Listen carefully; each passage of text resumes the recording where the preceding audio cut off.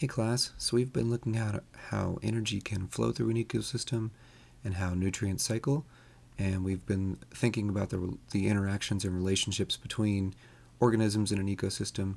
Today we're going to look at symbiotic relationships and how those interactions might be more direct and what that would look like. All right, here we go. So we're in Activity 13, Symbiotic Relationships, and we're trying to think about the relationship between a producer and a consumer.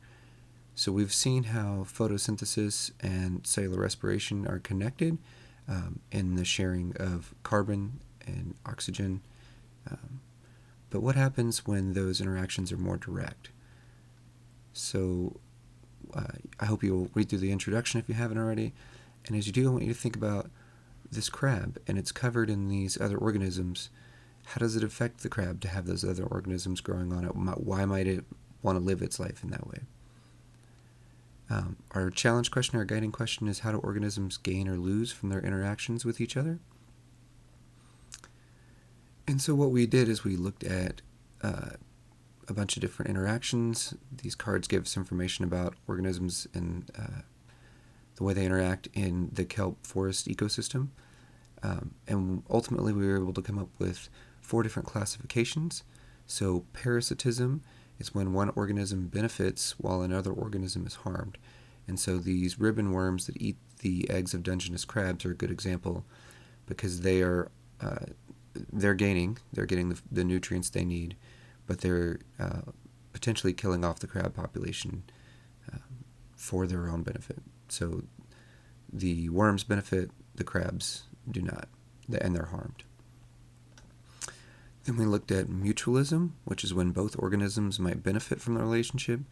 So we looked at a giant green anemone that's home to green algae. So the algae gain protection and living space and shelter, and the anemone gets extra nutrients, so both sides are benefiting. We looked at a mensalism, which is when one organism is harmed while the other is neither benefited nor harmed. And so these diatoms produce a toxin that goes through shellfish and ultimately gets eaten by the sea lions, who can be severely hurt by eating this toxin. And so the diatoms don't get any benefit from the toxin, but it is great harm to the sea lions. So a mensalism. And then finally we looked at commensalism, which is when one organism benefits while the other is not affected by the relationship. So there's this bay pipefish. It's taken on the same color and shape as eelgrass that it lives among, and it even swims vertically so it can blend in with the eelgrass. So it's getting great benefit by blending in with the grass, but there's no harm or gain for the eelgrass to have that fish live amongst it. So just continuing to think about this question, how do organisms gain or lose from their interactions with each other?